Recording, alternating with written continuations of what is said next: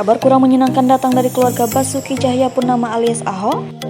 Putra Ahok Nikolasian dilaporkan ke polisi atas dugaan penganiayaan. Laporan tersebut diajukan oleh Ayu Thalia, selebgram sekaligus bintang sinetron yang akrab disapa Tata Anma. Ayu Thalia menjelaskan bahwa kejadian itu bermula atas pertemuan mereka yang belum lama terjadi, yaitu pada Jumat 27 Agustus 2021 lalu. Keduanya bertemu di sebuah showroom mobil kawasan Pluit, Jakarta Utara, tak lama setelah Nikolasian menanyakan perihal jalinan hubungan asmara mereka.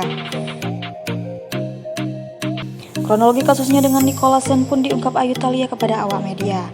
Lebih lanjut dikatakan Ayu, anak sulung Ahok itu melakukan penganiayaan lantaran sakit hati. Setelah Sen mengatakan tak ingin menemui Ayu Thalia, lantas ia mendorong kekasihnya itu dari mobil hingga terjatuh. Ayu juga menjawab soal tudingan panjat sosial atau pansos yang dilakukan oleh pihak Sen. Ayu memastikan bahwa dirinya tidak ada niat sama sekali untuk terkenal dengan melaporkan Sen ke polisi. Bahkan Ayu mengaku kehilangan pekerjaan imbas permasalahannya dengan Sen. Ayu mengatakan bahwasannya Sen sudah membuat kulit kakinya tidak mulus lagi. Imbas polemik yang terjadi dengan Sen, kini banyak warganet yang menyerang Ayu melalui Instagram.